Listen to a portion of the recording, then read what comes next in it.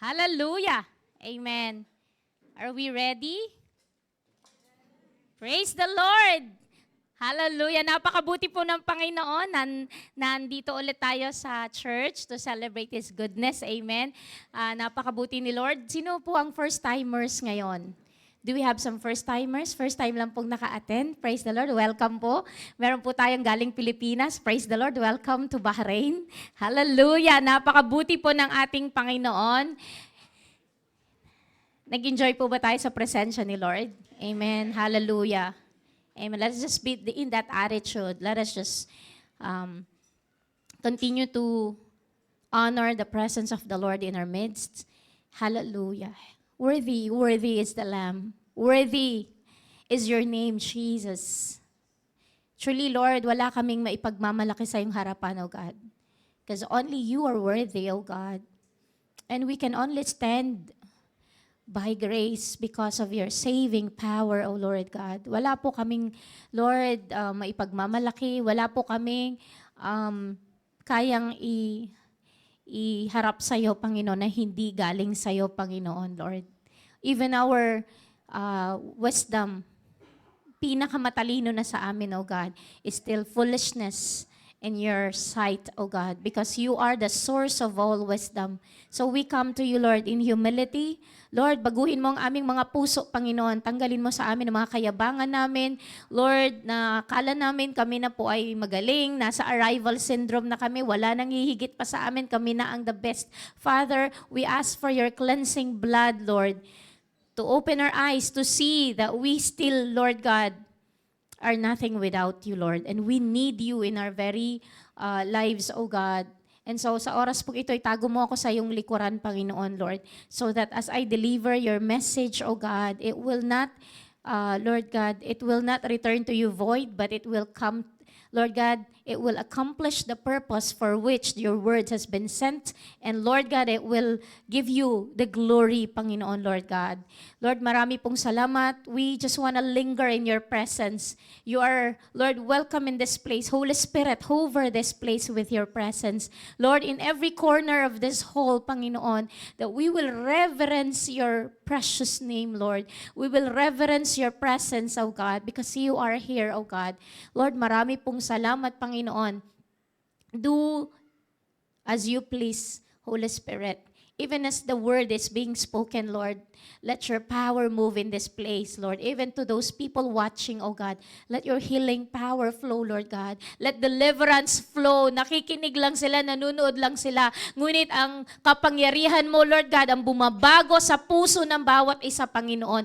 Convicting people who are listening, Panginoon, Lord, na kung anuman, Lord, ang salita mo na tumatama sa kanila, Lord, because this is an opportune time that you have given them, Lord God. Lord, to, Lord, come back to you. Sila na mga malayo na sa'yo. Sila na mga, Lord, nanlamig na po sa'yo, Panginoon. Ibalik mo sila sa iyong sheepfold. Ibalik mo sila sa init, Panginoon, na iyong pagmamahal, Panginoon. Marami pong salamat, O Diyos, at ako'y itago mo sa iyong likuran lamang, Panginoon. Marami pong salamat, O Diyos. Ito po ang aming samo at dalangin. In Jesus' mighty name. Amen. Palakpakan po natin ang Panginoon. Hallelujah! Praise the Lord! Amen! Ako po'y nagagalak na nakabalik na po ang ating mga kapatiran from the nation. Hindi din po madali. We've been praying for them. We're crying out na ligtas po sila. And palakpakan po natin sila sa Panginoon. Sister Halarma, Sister Janet, si Sister Lucia ay nasa Pilipinas. Si Sister Joanna ay may sakit, but we pray na gumaling po siya. Amen. So, gumaling po sila dahil back to work agad sila after the nation. So, medyo sinalubong ang malamig na maginaw na panahon and then dito. So, mahirap. Kaya ako sa inyo, summer. Ako, I love to go to the nation on the summer.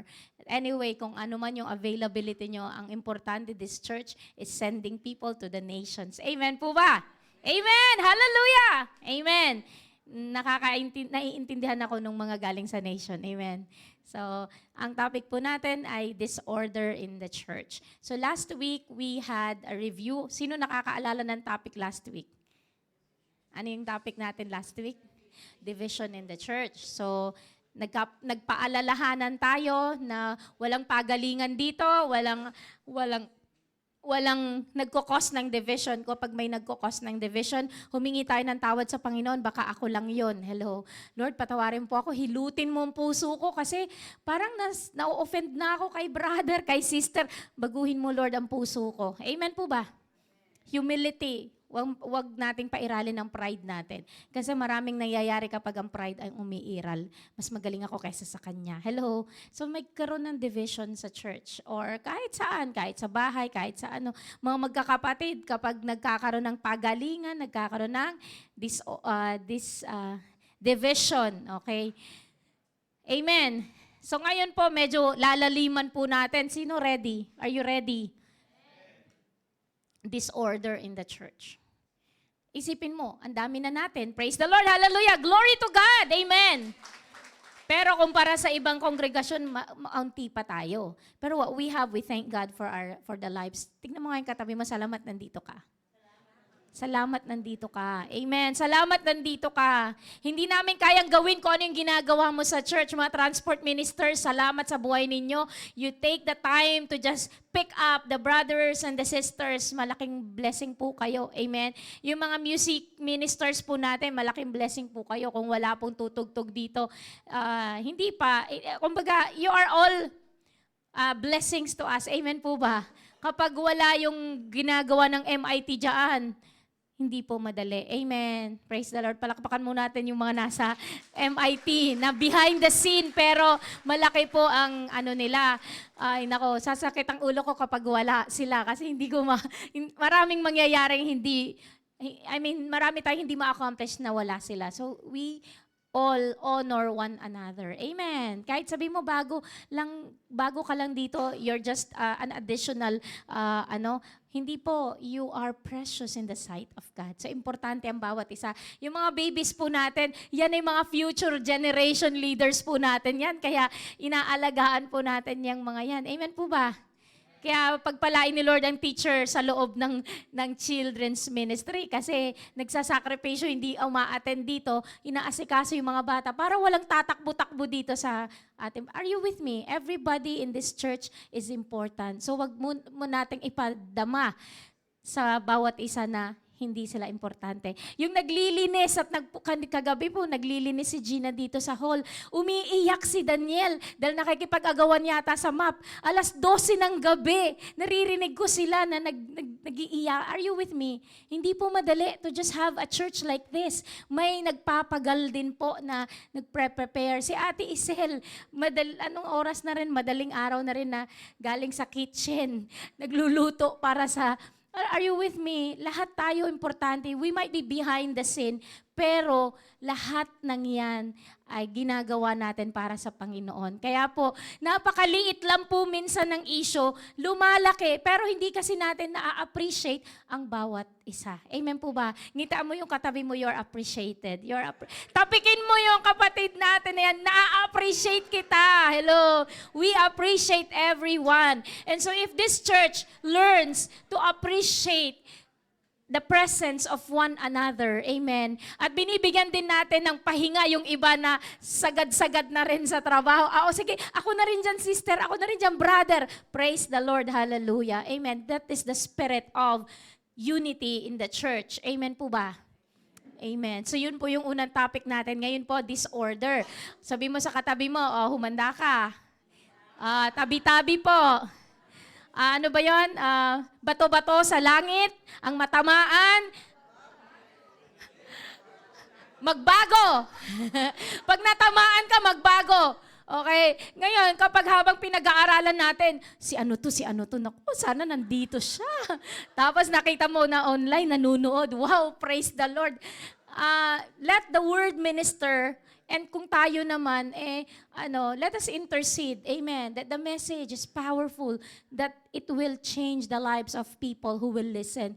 Kasi sayang naman po na napakinggan natin and then walang epekto. So let us just open our hearts to listen sa word of God. Amen. Are you ready? Balikan natin ang meaning ng church. The church, last week pinag-aralan natin, ngayon ulit, the word church, amen? In the English Bible is ecclesia. This word is the Greek word skaleo, to call, with the prefix ek or out. Thus the word means the called out ones. Tinawag, ang mga tinawag. So tayo po lahat ay tinawag ni Lord. Amen. Hallelujah. We are part of a church. Amen. Thus the word means, however, the English word church does not come from ecclesia, but from the word kuriakon, which means dedicated to the Lord. So if you are dedicated to the Lord, amen, you will not cause disorder in the church. Okay? So, sino called? Sino dedicated? Are you dedicated to the Lord? Amen? Nabago na yung buhay mo. Dati, dinededicate mo ang buhay mo sa kung saan-saan bagay. Pero every Friday, na kay Lord ka na. Amen? Every Friday, nasa church ka na. Hindi, kailangan kong dumalo. Amen? Kapag may mga aya-aya sa'yo, ay naku, sorry. Pag Friday kay Lord ako, ang daming nag-aaya kay sa akin every Friday. Sabi ko, pasensya na po kayo, ang Friday ko kay Lord. Isipin nyo naman, pastora ako, tas wala ako sa church. Dahil lang sa mga activities, social activities, charitable institution. So my Friday is for the Lord. Amen. May mga programa ang embassy. Naku, gustong-gusto kong mag-take, pero Friday is for the Lord. You have to make a decision. Anything else, pag Friday, hindi pwede, kay Lord ako on Friday. Amen. Maglilingkod ako on Friday. Amen. Huwag tayong yung attend ba ako? Importante kasi yun eh. Hello, Friday is for the Lord. But if it is really urgent and it is connected to your work at kailangan talaga, Pastora, okay lang po ba magpapaalam ako sa Friday po kasi call of duty meron ako. O kaya, alam niyo yun, may mga gawain ang mga estudyante ng Friday. Minsan, hindi naman every Friday yun. Sige, go ahead. Pero kapag alam mo sa puso mo, you have a choice to turn down an invitation. Yet, nag-aagaw ang puso mo, hindi gusto ko doon, pero gusto ko sa church. Make it a decision that you will really make God number one in your life. Amen po ba? Nagkakaintindihan po ba tayo? Sabi mo sa katabi mo, salamat, nandito ka. Praise the Lord, hallelujah. So, ang ang study po natin ngayon, disorder in the church, 1 Corinthians chapter 5 to 6. Dahil maiksi lang naman, 2 chapters lang, basahin na natin ng sabay-sabay. Amen. Hallelujah. Basahin natin yan. Sa 1 Corinthians chapter 5, sexual immorality defiles a church. O eto na, sabi ko sa inyo, mabigat-bigat na to. Sexual immorality, kapag ang miyembro ng church, hindi tayo nag-uusap sa mga tao nasa labas, nasa loob, uma-attend ng church, pero sexually immoral. Ang sabi, nade-defile ang church. Ibig sabihin, kumbaga sa bulok na kamatis inihalo sa mga matitino na nagkakaroon ng nasisira. Amen. Naiintindihan po ba natin? Yun ang chapter 5. Babasahin natin mamaya. Sa chapter 6 naman, eto na, lawsuit against believers. Sumama ang loob mo. Hello, usapang mga lawsuit, ibig sabihin, ihahabla mo si brother o si sister. Nagkakaintindihan tayo? Pupunta ka ngayon sa korte, dadalhin mo si brother o si sister dahil may kaso, may issue kayo. That's Corinthians chapter 6. So, titignan natin yan. And, bakit ganun importante ang flee, sexual immorality? Nasa chapter 5 na nga. Hello, yung tungkol sa sexual immorality na nade-defile ang church, umulit na naman sa chapter 6. Importante. Sabi niyang gano'n, lumayo kayo sa sexual immorality. Bakit inuulit? Kasi importante. Bakit inuulit? Kasi ayaw ni Lord mangyari. Amen po ba? So ready na tayo? Basahin po natin 1 Corinthians chapter 5 verse 1 to 2. Amen. It is actually reported that there is sexual immorality among you, and of a kind that is not tolerated even among pagans. For a man has his father's wife. Yun ang kaso. Yung may isang miyembro ng church, ang kinakasama niya ngayon ay ang asawa ng tatay niya. Hindi niya nanay, maaring stepmom niya. Okay? And you are arrogant. Ought you not rather to mourn? Let him who has done this be removed from among you.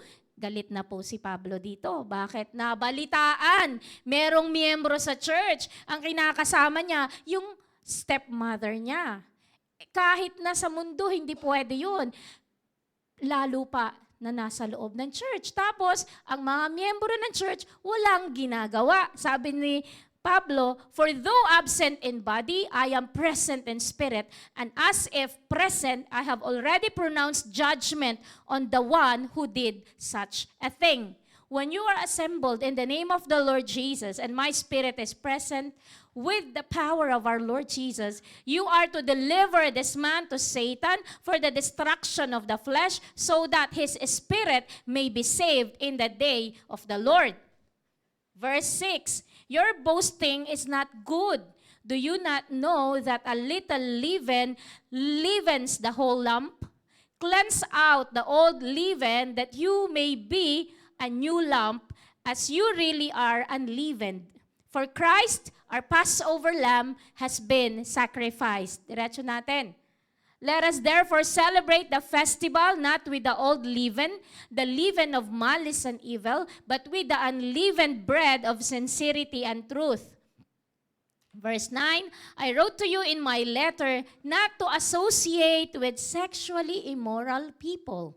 Not at all, meaning the sexually immoral of this world, or the greedy and swindlers or idolaters, since then you would need to go out of the world.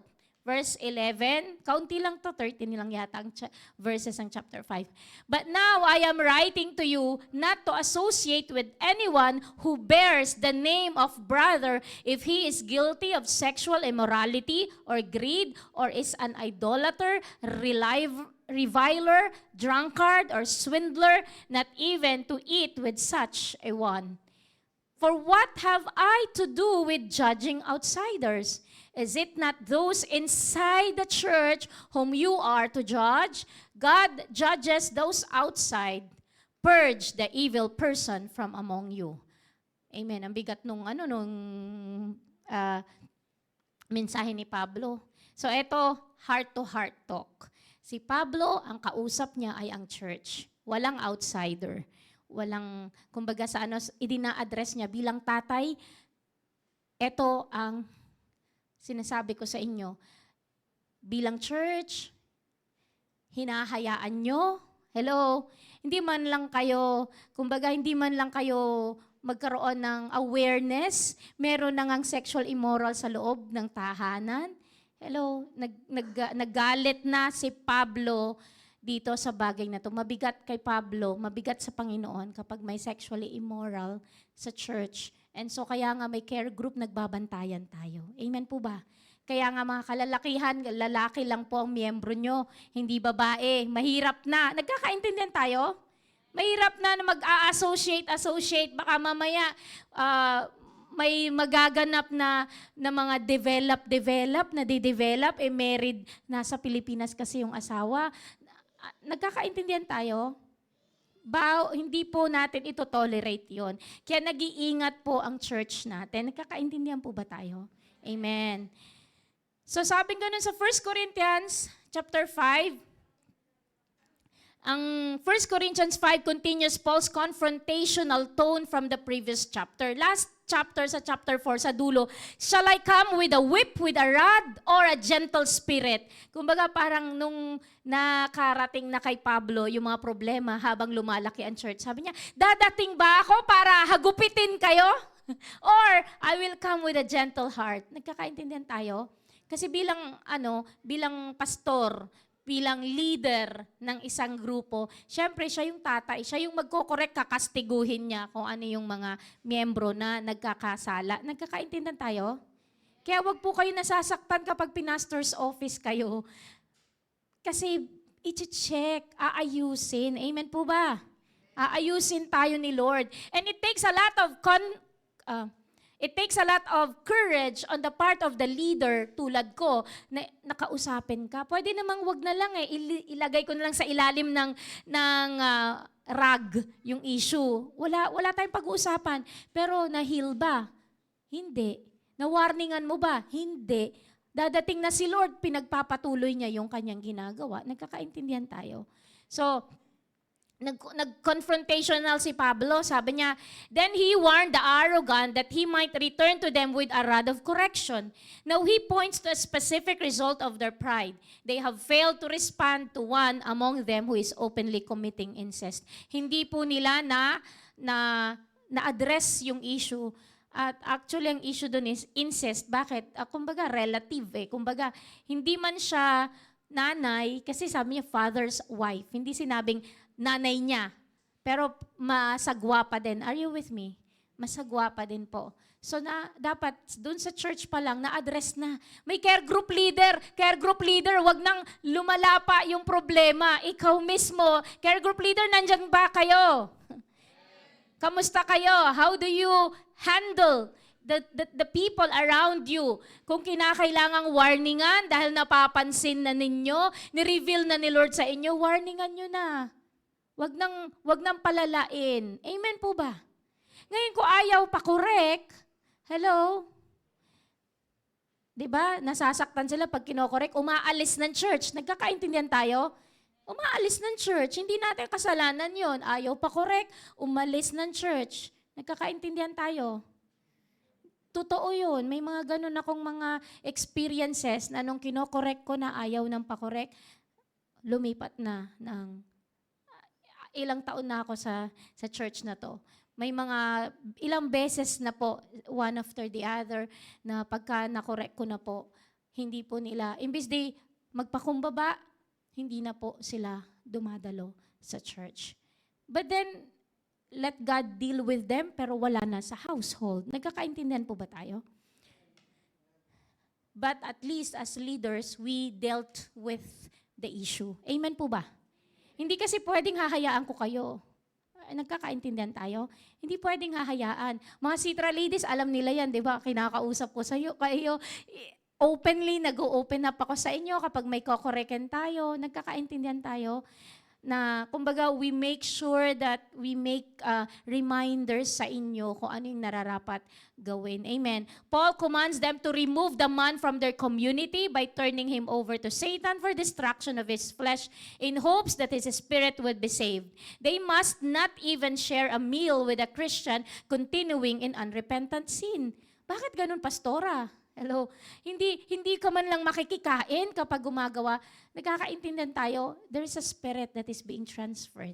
Kapag strong ka, you deal with the person. Pero kapag mahina ka din, might as well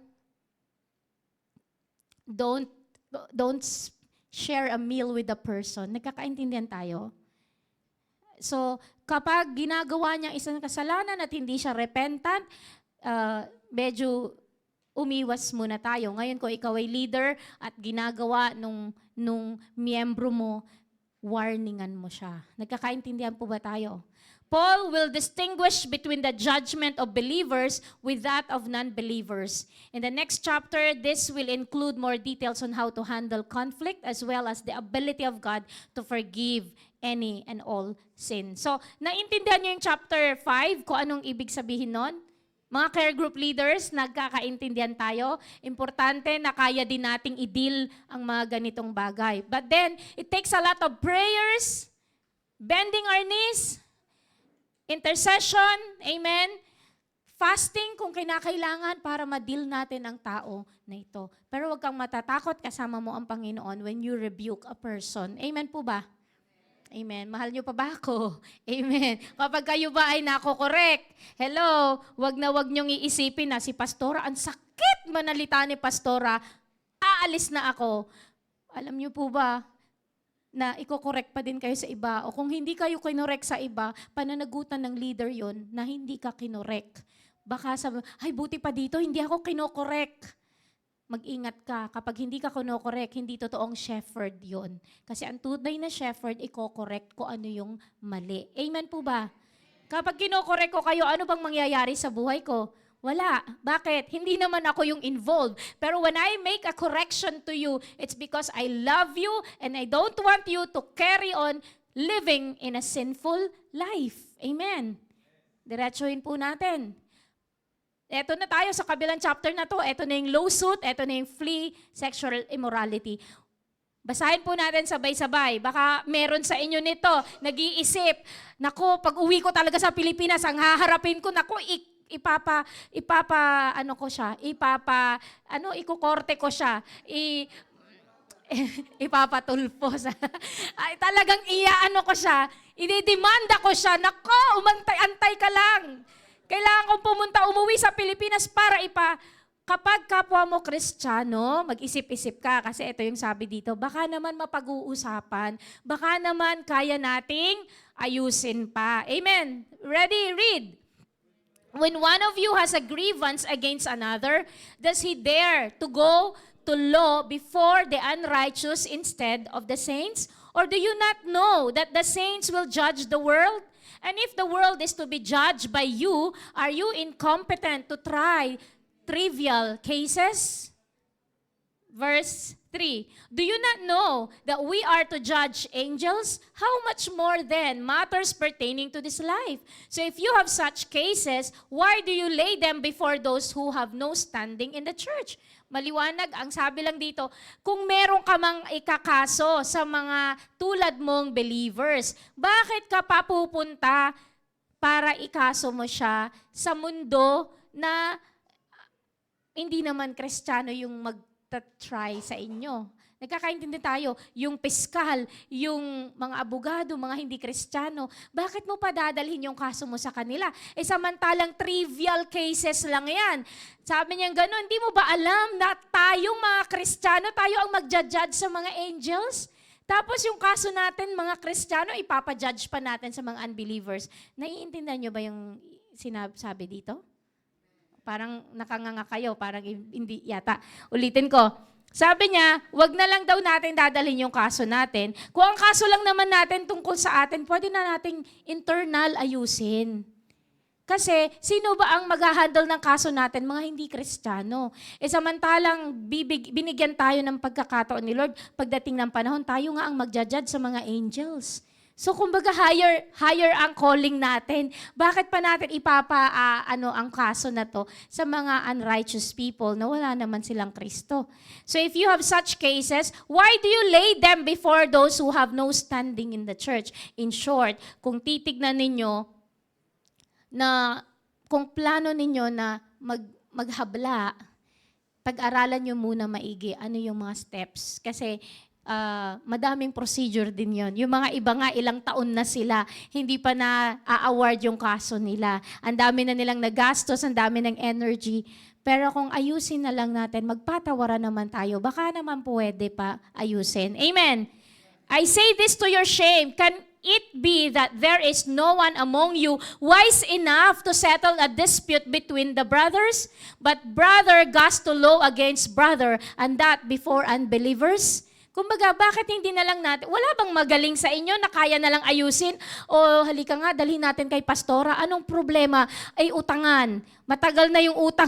Ang utang niya sa akin, hindi niya binabayaran. Hello? Dalhin natin to kay pastora. Hello? Yung pala, nagnegosyo sila sa isa't isa. Lumaki na pala yung issue. Kailangan ng ayusin. Pero kesa naman ipakorte mo, dalhin mo sa embassy o dalhin mo sa pulis dito at i-blatter mo. Hello? Ayusin na natin. Amen. Praise the Lord. Nagkakaintindihan tayo. To have lawsuit at all with one another is already a defeat for you. Nagkakaintindihan tayo. Nabasa niyo na ba tong chapter na to? Sabi niya, magkaroon ng kaso sa kapwa mo is already a defeat for you. Why not rather suffer wrong? Why not rather be defrauded? But you yourselves wrong and defraud even your own brothers? Kahit na ikaw ang talo, kahit na sabi mo, ay, lagi na lang ako naaabuso. Pero, brother mo kasi siya eh. So, ayusin na lang natin. Nagkakaintindihan tayo? Naintindihan nyo? Nai-imagine nyo sarili nyo, meron kayong taong gustong-gusto talaga naman, dadalhin na sa legality, pero sabi sa Biblia, wag na lang. Amen. Sabi sa katiba, wag na lang. Wag na lang. O, alalahanin nyo to. Pag nangyari ito, pagdating ng araw sa buhay nyo, wag na lang. Maya-maya kayo palang mag-asawa, dadalhin nyo pa sa kaso. Bakit? Issues of infidelity, issues of nagkakaintindihan tayo. Bakit hindi na lang magpatawaran? Amen. At the end of the day, one flesh pa din kayo. Hello? Kung Kristiyano, parehas ang pinag-uusapan dito. Amen. Next, pasok naman tayo sa susunod. Nakaintindihan nyo na yung lawsuit. Eto na. Or do you not know? Sama-sama naman tayo magbasa para hindi naman ako napapagod. Basahin natin to. Or do you not know that the unrighteous will not inherit the kingdom of God? Do not be deceived, neither the sexually immoral, nor idolaters, nor adulterers, nor men who practice homosexuality, nor thieves, nor the greedy, nor drunkards, nor revilers, nor swindlers will inherit the kingdom of God. Ito na ang warning. Number 1, sabi niya, sexual immoral, diba? Idolaters, adulterers. Ano ba yung sexual immoral? Sexually immoral kasi hindi sila married, but they are doing hindi nakakalugod sa Panginoon. Whether mag-boyfriend pa lang sila, pero ginagawa na nila. Hello? Basta hindi sila married. Yung adulterers, married, pero gumagawa. Nagkakaintindihan tayo. Masyado kong, hindi ako galit pero nine-emphasize ko lang nasa ibang bansa tayo, naiwanan ng misis sa Pilipinas, o naiwanan si mister sa Pilipinas, ano nangyari? Hello, adulterers. Sabi niya, hindi pa doon nahinto. Men who practice homosexuality. Kapag ikaw po, wala naman siguro dito. Pero kung meron sa inyo, in the past, you were involved in homosexuality. May the Lord deliver you. Amen. At magpatuloy sa Panginoon. Amen. Nor thieves, magnanakaw. Amen. Nor the greedy. Gusto niya kanya lahat. Greedy, kahit sa pag-aari ng iba, kinukuha niya. Greediness. Drunkards, mga manginginom. Wala na po dito yon. Meron pa ba manginginom dito? Wag na itaas ang kamay. Ipag-pray na natin. Care group leader, deal with your members, mga manginginom. Amen. Bakit may nag-aaray dyan? Revilers, swindlers will, kumbaga hindi pwedeng mag-inherit ng kingdom. Ano yung swindlers? Yung mga nagtatakbo ng pera ng iba, mga scammers, swindlers. Hello. I cannot imagine na sa church may mga swindlers pa or scammers pa. Hello? Naalala ko, sabi ni Pastor Job, Pastora, hindi mo alam, pati sa Nigeria, umaattend pa ng church yung mga scammers, nagtatights pa nga diba? Sabi pa, ganun. Kaya wag pa kakasiguro. Hello? Hello? Totoo. Kaya nga, kala nila blessing yung na-scam nila, nagtatights pa sila. Parang, alam nyo, magbago na tayo ng isip. Hindi galing sa Panginoon. Kumbaga, nanakawan mo ibang tao, tapos na-bless ka, akala mo blessing yun, magtatights pa siya. Pero alam nyo, anything that has been given to the church, gagamitin ng church yun for the glory of God. Wala naman kaming kaalam-alam saan galing yung pera na pumapasok sa church. Mga finance team, kapag may pumasok, glory to God, may pambili tayo ng mixer. Hello. May pambili tayo ng, hindi naman namin alam kung saan galing yun. But when it was given to the church, it will be used for the propagation of the gospel. Kaya nga payamanin tayo ni Lord, pero wag sa pagnanakaw, wag swindling, wag sa greediness, kundi gamitin natin kung ano yung binigay ni Lord na talent natin. And then let's give our tithes. Amen. Wag kang thief. Yung yung magnanakaw, alam nyo sa Biblia, sabi kapag hindi natin binabalik yung ating mga tithes and offering, pagnanakaw yun sa Panginoon. Tabi-tabi po. Praise the Lord. Hallelujah. Wala dito yun. Amen. Hallelujah. Amen po ba?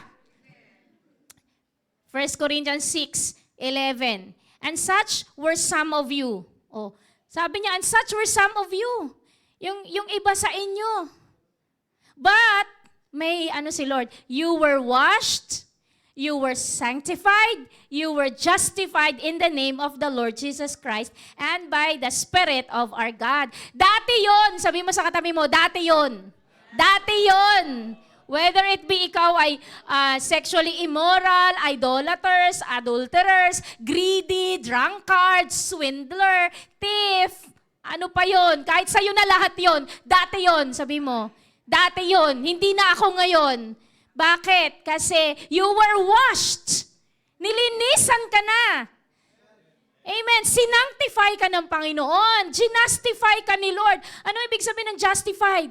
Ikaw yung makasalanan, pero hindi na ikaw yung, kumbaga hindi ikaw ang tumayo ang Panginoon, ginustify ka niya. Namatay sa krus ng Kalbaryo ang Panginoon at inako niya yung kasalanan mo. You were justified. Amen.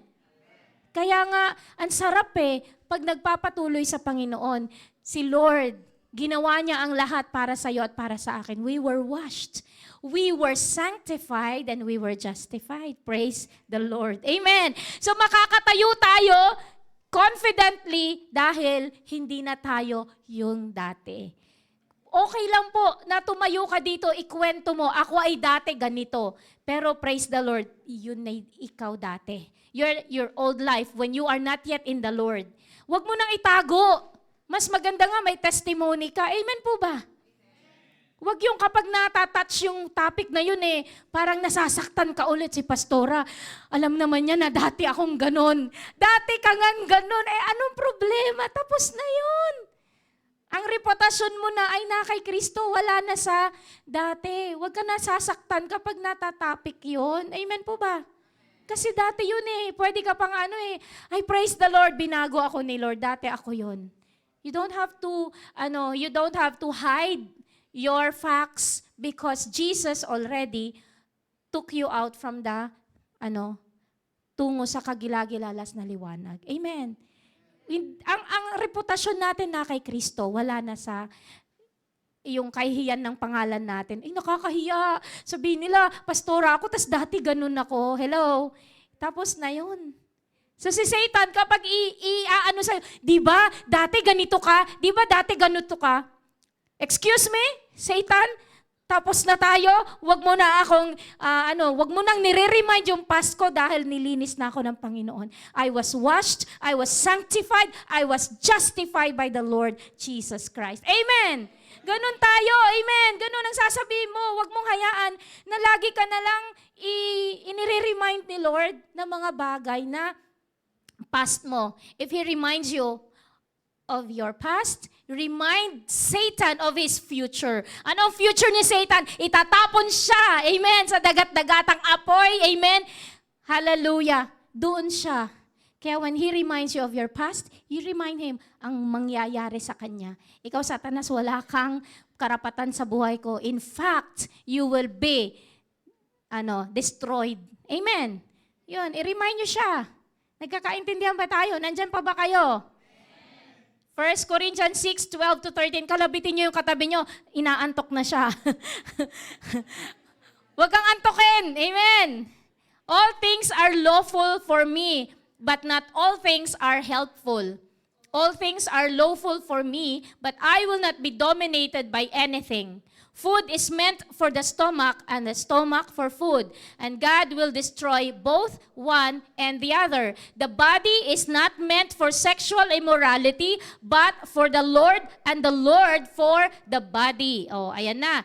Sabing ganon, ang food daw is meant for the stomach and the stomach meant for food. Pero i-destroy parehas ni Lord ang food at ang stomach or ang katawan natin pagdating ng araw kasi nga 'di ba we will all perish, but sabi niya the body is not meant for sexual immorality. Ito yung ibig niya sabihin. Hindi po ang katawan na to ay para sa sexual immorality. Bakit inuulit? Nandun na sa chapter 5, iba na ang topic sa Corinthians. Binalik ulit. Bakit inuulit? Kasi importante. But sabing ganon, for the Lord and the Lord for the body. And God raised the Lord and will also raise us up by His power? Do you not know that your bodies are members of Christ? Shall I then take the members of Christ and make them members of a prostitute? Never! Hello? So sinasabi dito, body of Christ ka na. Sabi mo sa katabi mo, body of Christ ka na. Kaya wag mo nang gagamitin yung katawan mo para sa sexual immorality. Ayaw ni Lord. Sabi mo, ayaw ni Lord. Pandilatan mo siya, ayaw ni Lord. Ayaw ni Lord. Or do you not know that he who is joined to a prostitute becomes one body with her? Soul ties ang tawag dito. Kapag ang mga lalaki ay sila po ay nakipag-join sa isang prostitute, they are having a soul tie. Soul tie. They are becoming one. May misis na sila. May mister na sila. Nagkakaintindihan tayo? For as it is written, that two will become one flesh. But he who is joined to the Lord becomes one spirit with Him. Ngayon, kapag nakipag-join ka na sa Panginoon, one spirit ka na kay Lord. So, wag mo nang ibibigay na naman ang katawan mo sa immoralidad. Kaya, flee from sexual immorality. Every other sin is a person commits is outside the body. Pag nagsinungaling ka, outside the body. Pag nagnakaw ka, outside the body. Pag sexual immorality ang ginawa mo, you are sinning against your body. Sabi niyang ganun dito, but the sexually immoral person sins against his own body. Kasi kay Lord ka na, tapos gumawa ka na naman na hindi nakakalugod sa Panginoon. Hindi mo asawa, hindi ka pa may asawa. I'm talking to the singles out there. Nandyan pa ba ang mga singles? Mga singles na may relationship, ingat kayo. Huwag niyong gagawin ng bagay na to. O mga singles na wala naman, hello, mag-ingat pa din kayo. Baka bigla kayong magkaroon at hindi niyo maiwasan ang sarili ninyo.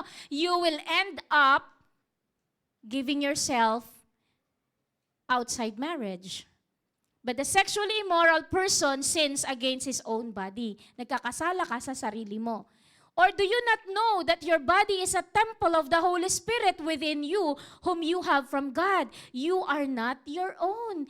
Templo ka ng Panginoong Hesukristo. Hindi mo dapat gagamitin ang katawan mo para ibigay sa kaaway. Amen po ba? Mabigat po itong topic na to. But I'm giving you this because the Lord is warning us. Amen po ba? Hallelujah. Amen. For you were bought with a price, so glorify God in your body. Amen. So binili na tayo ng Panginoong Kristo, so ingatan natin. Amen. Kaya single ka, kaya married, or widow ka. Sino bang mga widow dito? Oh. Nagkakaintindihan tayo. Ingatan natin ang ating mga sarili. And if you have been involved in sexual immorality in the past, pero ngayon nag-ayos ka na ng buhay mo, amen, at humingi ka naman na ng tawad sa Panginoon, hindi po namin kayo tinitignan at minamaliit, kundi we are a body of Christ. We love one another. Amen po ba? Amen. So wag magbabago ang tingin mo sa isa't isa, and tignan natin sila na parang madumi pa din. Nilinis na sila ng Panginoon. Amen po ba? So we should have compassion over the people around us at wag natin, sexually immoral tong tao na to. Hindi. Let us love one another. Amen. Amen. Amen po ba?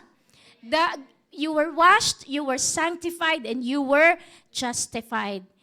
In closing, Paul confronts two major issues happening in the church at Corinth, dito sa chapter 6. First, he is outraged that one of them has brought a lawsuit against a brother in Christ over a minor dispute. Nagagalit si Pastor Pablo. Bakit? Maliit lang na issue, trivial issue. Nagkakaso pa sa korte yung magkapatiran. Nagkakaintindihan tayo? It is absurd to think that Christians, those who will judge the world and angels, cannot even judge a small matter between themselves. Doon na umiinit ang ulo ni Pastor Pablo, kaya nagbigay siya ng sermong ganito. Amen po ba? And number 2 naman, ano yung ano niya dito? Second, Paul warns his readers to run from sexual immorality. Sabi niya, run from. Sabi mo, run from. Tumakbo ka mula sa sexual immorality palayo. Amen. Huwag kang patutokso. Huwag kang pumapasok sa mga lugar kung saan matutokso ka. Pastora, pumasok siya sa club at nandun yung mga babaeng sumasayaw. Sabi niya, Pastora, kasi iwiwin ko sila sa Panginoon. Hello? Lumayo ka doon! Flee from sexual immorality. Kung maaano yung mata mo, matitaintan yung mata mo, umalis ka doon. Hello? Huwag mo kasi justify mo pa yung sarili mo, pero pumasok ka sa lugar na hindi dapat mo papasukan. Amen. Amen po ba? Sex creates a powerful bond intended only for marriage. Hindi po nagbago ang Biblia noon, ngayon, hanggang sa susunod pang mga panahon. It's still a no-no para sa Panginoon ang hindi married doing a bond intended only for marriage. Kaya this is a stern warning to the married couple. Mahalin ninyo ang inyong mga asawa, at wag na wag ninyo even a single thought of doing something outside of marriage, wag na wag po ninyong gagawin.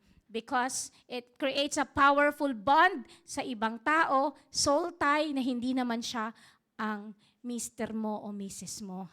Since our bodies belong to and are part of Christ, we have no right to bring Him into a one-body union with someone to whom we're not married. Hindi ka married, kaya hindi mo dapat dadalhin ang katawan mo sa bond sa isang tao na hindi mo asawa. Nagkakaintindihan po ba tayo? Amen po ba? Amen po. And let us help those people who are sexually immoral. Ano natin sila, kumbaga hatakin natin sila. Ano ba yun? Yung snatch them. Snatch natin sila out of that and bring them to the saving knowledge of the Lord Jesus Christ.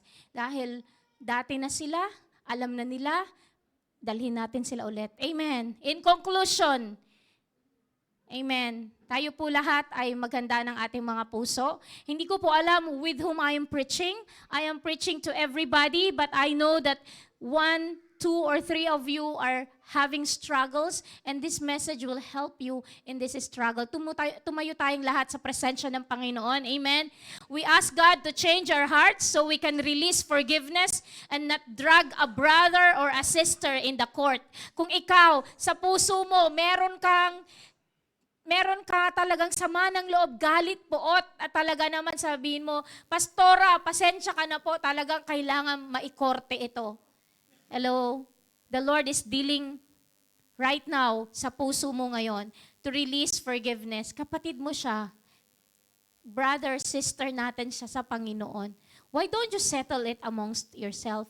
Why don't we settle it? Bakit kailangan mo pang mag-effort, ikaso, kung kinakailangan naman na maayos na natin internally? Amen po ba? The Lord touch our hearts to release forgiveness. Hallelujah. Lord, let forgiveness flood in this place, oh God. Hallelujah. Let us seek guidance. Amen. God's forgiveness po if we have done an act of sexual immorality.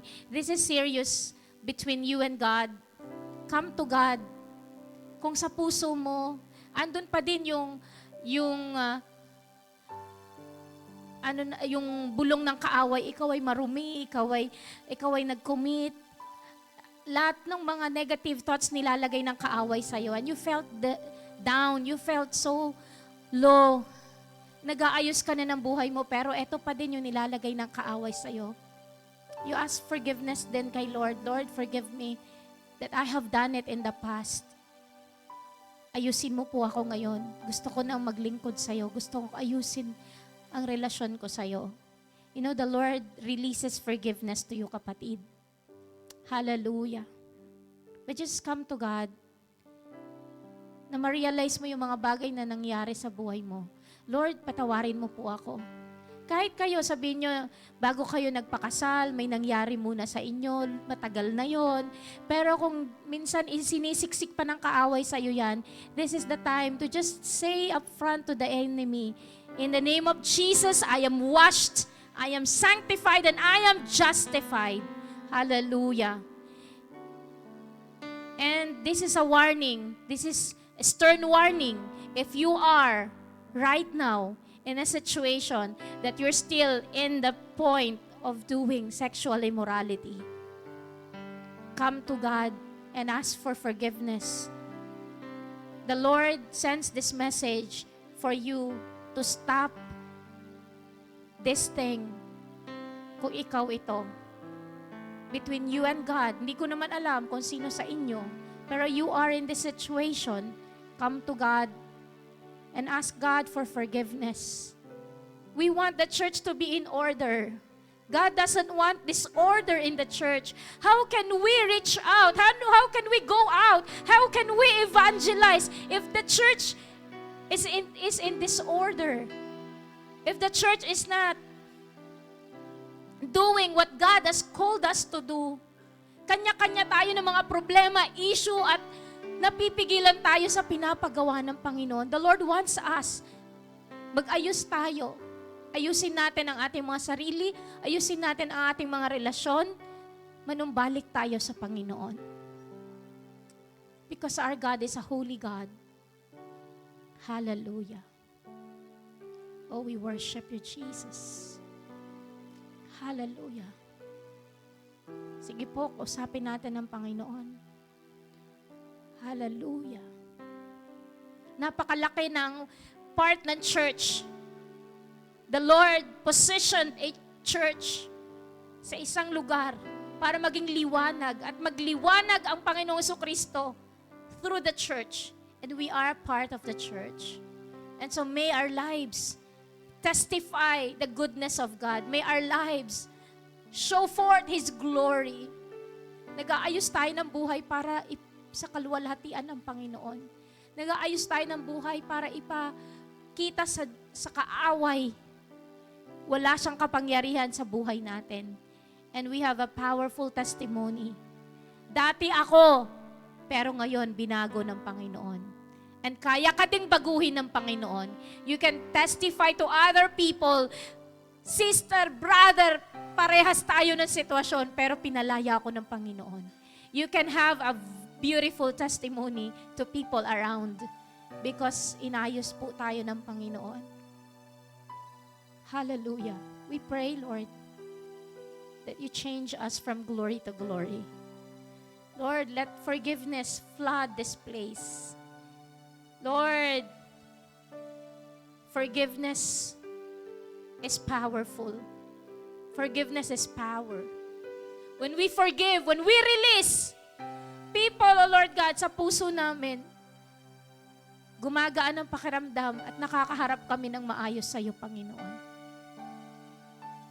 When you died on the cross, when people nailed you on the cross, when people, Lord God, hit you, Lord God, with 39 lashes, O Lord God, you forgave them. They put a thorn in your head, Lord. You forgive these people. Hinubaran ka po nila, Lord, at pinaghati-hatian nila that robe. You forgave them. Ano pa po ang aming ikikip sa puso namin? Nagalit po at sama ng loob. Kung pwede naman na i-release po namin ang galit na to. Help us to forgive people and move forward.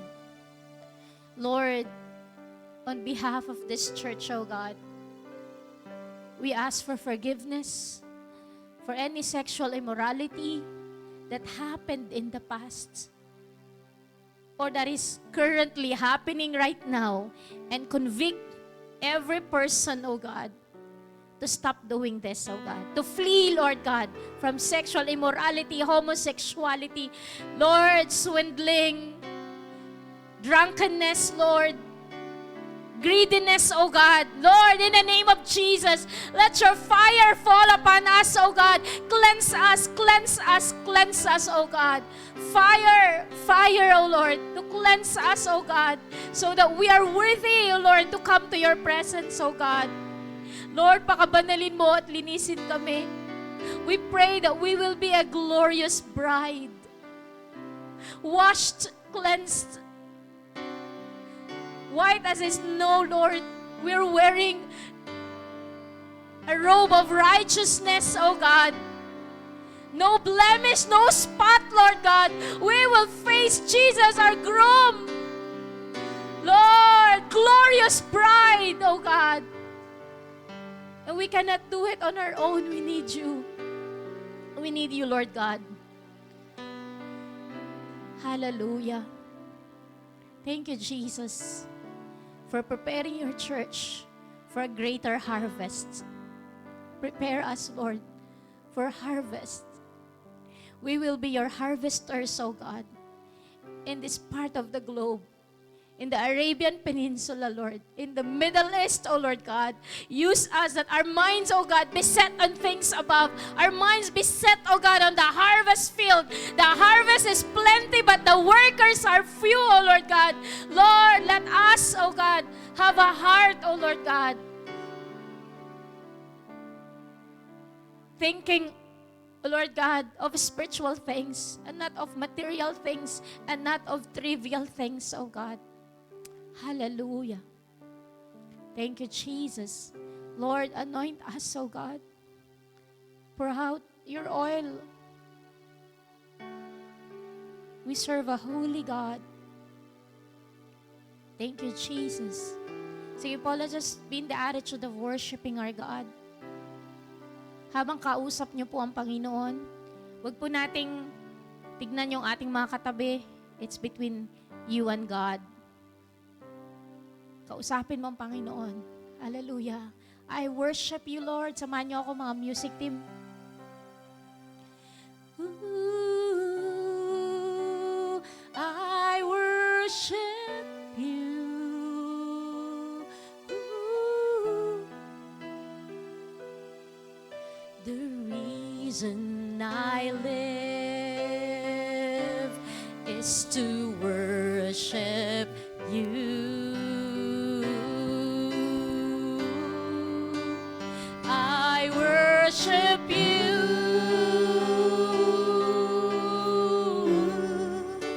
And I worship you.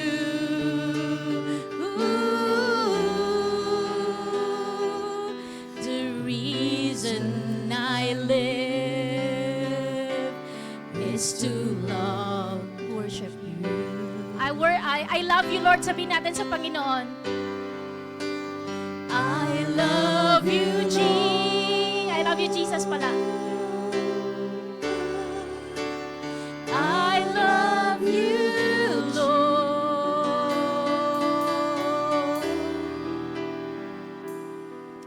The reason I live is to love you, Lord. Is to love you, Lord. I love you, Jesus. I love you, Jesus.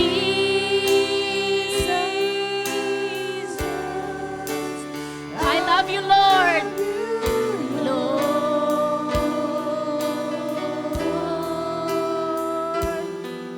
the reason I live is to love you, Lord. Is to love you, Lord. I love you, Jesus. I love you, Jesus. Hindi mo ipagpapalit si Jesus sa anumang bagay dito sa mundong ito. Higit pang mainam sa presensya ng Panginoon. I live is to love you, Lord. I love you, Jesus.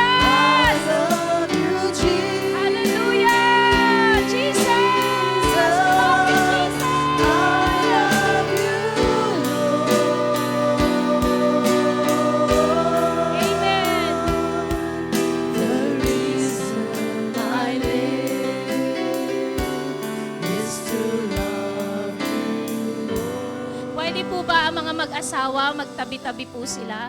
If your husband is here, wives and husbands together, please. Total Valentine's Day naman nung nakaraan.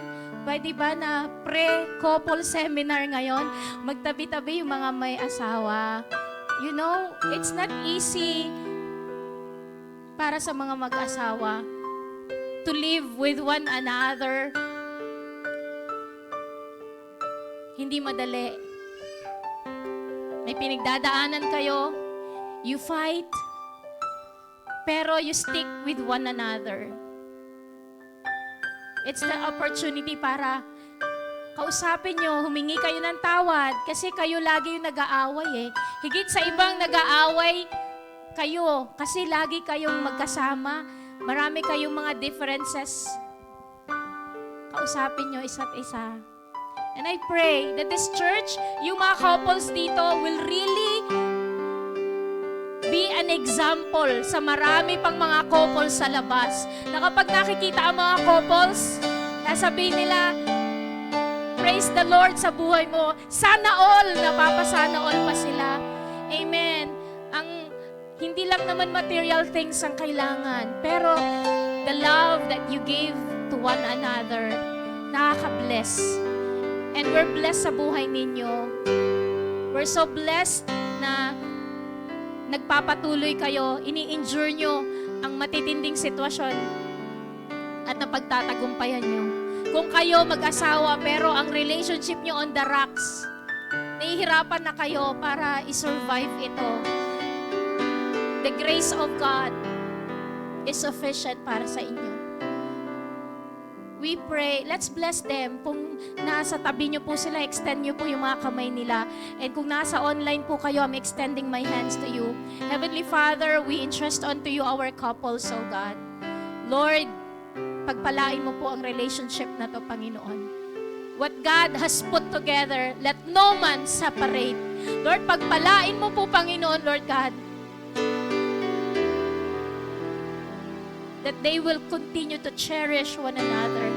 Husbands will love their wives, oh God, despite and in spite of circumstances, Panginoon, na maintindihan nila ang mga misis po nila.